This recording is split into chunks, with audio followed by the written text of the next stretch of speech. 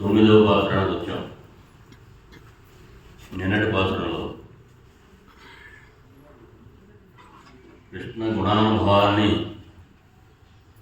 అనుభవించి ఆండాళమ్మ కోరగా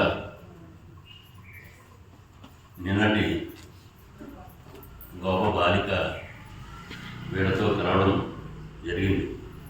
ఈరోజు ఇంకొక ఆడవారు, ఒక ఆచార్యుడు లేదా ఇంకొక గొప్ప బాలికలు లేవడానికి వచ్చారు.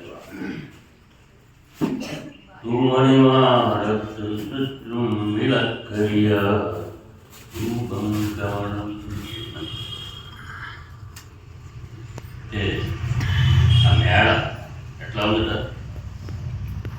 ఎప్పుడూ చూడనటువంటిది, రత్నఖచితమైనటువంటి మేడ. చుట్టుపక్కల దేదీప్యమానమైనటువంటి దీపాల వెలుగులో ట్రాన్స్పరెంట్గా ఉంది. లోపల ఈ లోపల ఆవిడ పడుతుంది. అంటే ఈవిడ మిగిలిన గొప్ప బాలికల కంటే వ్యతిరేకంగా ఉంది. వ్యతిరేకం అంటే పూర్తిగా తనను తాను మర్చిపోయి భగవద్గుణానుభవంలో మునిగి ఉంది. అంటే ఎక్కడుందో తెలియదు, ఎలా ఉందో తెలియదు, నిద్రపోతున్నట్టుగా ఉంది కానీ నిద్రలో ఉందో లేదో తెలియదు. బయట నుంచి వెళ్ళి చూశారు, గోడలు, ఆ కుడ్యములు, గడియలు, ఆ తలుపులన్నీ కూడా రత్నఖచితమైనవి ఉన్నాయి.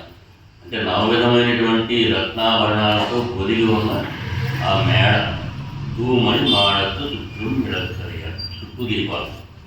చూసేటప్పటికి ఎలా ఉందంటే భగవద్గుణానుభవం, ఆయన యొక్క పరమాత్మ ఇక్కడే ఉన్నాడా అన్నట్లుగా, పరమాత్మతోటే ఆవిడ కలిసి ఉన్నట్లుగా బయట వాళ్ళకి తెలిసేటట్టుగా ఉంది.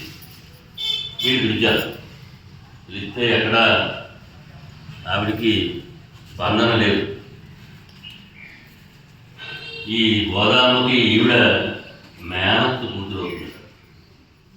పిలుస్తున్నారు, మేనత్తు కూతురా అని పిలుస్తున్నారు, మగలే అని. ఆవిడ పక్కన పలకలేదు. తల్లిగారి పక్కన ఉంది మేనత్త, ఆవిడ వరసకి మేనత్త. మామీరవడై ఒలిపీరో అని. అత్తమ్మ నువ్వైనా లేపచ్చు కదా ఆవిడ అంటే, ఆవిడ అవడం అంటుంది. మీరు ఇలా పిలిస్తే లేవదరా, అసలు మీరు పిలిచే విధానమే బాగోలేదు.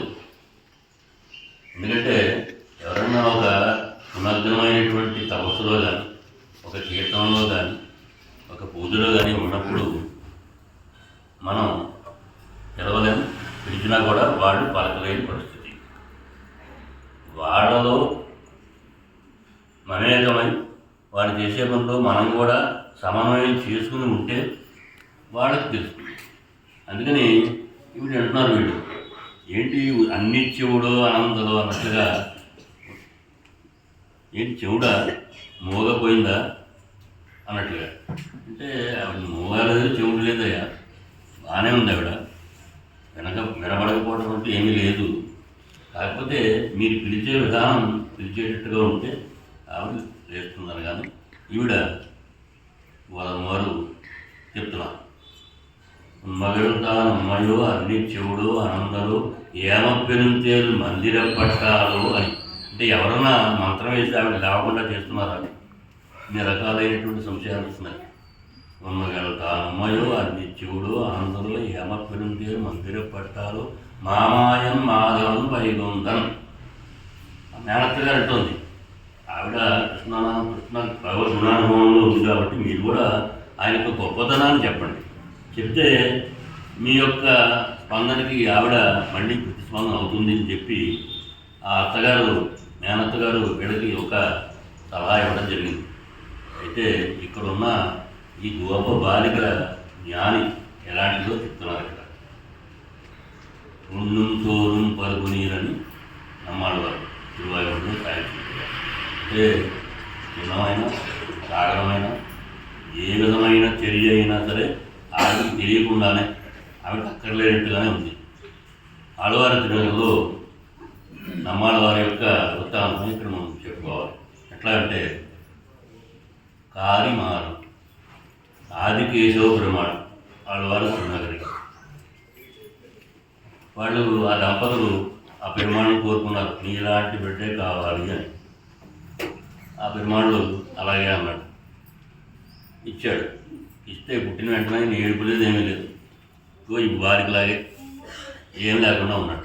వీళ్ళకి భయం చాలా అనిపించింది. ఇన్ని ప్రయత్నాలు చేసినా కూడా ఆయన ఏమి స్పందన లేదు ఆ బిడ్డలు. లేకపోతే అప్పుడు ఏం చేశారంటే, నిన్ను అడిగాం కదా, నేను అడిగినప్పుడు నువ్వేం చెప్పావు మాకు అంటే, నువ్వు అడిగారు కదా మీరు నాలాంటి వాడినే కావాలన్నారు కదా, అందుకే నాలాంటి వాడిని ఇచ్చానంటే, అంటే మాట వంతి లేదు అంటే మరి నేను కూడా ఏం మాట్లాడాను కదా, సరే అది నువ్వే చూసుకో అని చెప్పి చిన్న ఉయ్యాలు కట్టి అక్కడ చింత చెట్టు కొమ్మ కట్టేసి వెళ్ళిపోయేవాళ్ళు. ఆ పిల్లలు ఉనుకోలేదు, పలుకులేదు. కొంచెం పెద్ద అయిన తర్వాత పాకుంటూ వెళ్ళి ఆ చింత చెట్టు త్వరలో కూర్చున్నాడు. ఎలా కూర్చున్నాడు, ఎన్నాళ్ళు కూర్చున్నాడు అంటే 16 సంవత్సరాలు కూర్చున్నాడు లోపల. వీళ్ళందరూ ఆ అర్చకులందరూ కూడా చూశారు. చూసి ఏంటి ఇది సాపాటు పాలు ఏమీ అక్కర్లేదు ఆయన, ఇగో ఈ బాలికలాగే అక్కర్లేదు ఆయన కూడా. అయితే రోజు ప్రసాదం నివేదన చేసిన తర్వాత చిన్న పళ్ళెంలో పెట్టి అక్కడ ఇవ్వడం, ఆ పరిపాటిగా అయిపోయింది వాళ్ళందరికీ కూడా, అర్చకులందరికీ కూడా. అది ఈయన తింటే కదా, ఈయన స్వీకరిస్తే కదా, అక్కడ చిలక ఉండేది కదా, దానికి సాపాటు అయ్యారు ప్రతిరోజు కూడా. అట్లాగే ఇక్కడ కూడా మధుర కవయ్యాడు వారు తర్వాత ఎప్పుడో చూసి, ఆ తర్వాత పెద్ద అది కథ వచ్చిన తర్వాత ఆయన గమనించి, ఇదిగో ఈ వీళ్ళు అడిగినట్టుగానే అడిగారు. ఉయ్యాలన్నారు కూడా యవనం, అధిపతి యవనం అన్నట్టు చెప్పారు. అలాగే వీళ్ళు కూడా అన్నారన్నమాట, భగవంతుడు చాలా గొప్పవాడమ్మా, కృష్ణ పరమాత్మగా రేపటిలో వచ్చాడు కదా, ఆయన అంతా దయార్ద్రుదయుడు. అంటే చిన్నప్పుడే నోటికి కట్టబడ్డాడు, తర్వాత ఆ నోరు ఎత్తిన తర్వాత దాంట్లో లోకాలని చూపించాడు నోరు ఎత్తిన తర్వాత. అందుకని ఇన్ని రకాలైనటువంటి మాయా చేస్తున్నవన్నీ చేసినవాడు ఆయన. మాధవన్ అని కదా, అంటే మాధవన్ అంటే మా అంటే లక్ష్మీదేవి, ధవ అంటే పతి అని, శ్రీయపతి అని. ఈ శ్రీయపతిగా ఉన్నవాడిన వైకుంఠనాథం, వైకుంఠంలో ఉన్నవాడిన. అందుకని నువ్వు మాతో పాటు వస్తే మనందరం కలిసి పెరుమాళం సేవించడానికి వీలవుతుంది. నీలాంటి వాళ్ళు వస్తేనే మాకు ఉపయుక్తంగా ఉంటుంది. నీవు ముందుంటేనే మేము నీ వెనకాల రాగలం. ఎందుకంటే కృష్ణ గుణానుభవంలో ఎక్కువ మునిగి ఉన్నదాని కాబట్టి నీవు ముందు, అంటే సాధారణంగా చూడండి, మనం ఎక్కడికైనా వెళ్తే తెలిసిన వాళ్ళని మనం ముందు పెట్టి ఇంక బాబు నువ్వు ముందు వెనకాల మేము వస్తాం అన్నట్లుగా గోదాదేవి కూడా, అమ్మ నువ్వు ముందుండు, వెనకాల మేము ఉంటాం, మేము బయలుదేరి వస్తాం నీతో పాటుగా అని చెప్పి ఇక్కడ ఈ పాసురంలో ఈ గోపబాలికని, ఈ ఆడవారిని వెంట పెట్టుకుని తర్వాత గృహానికి వెళ్ళడం జరిగింది.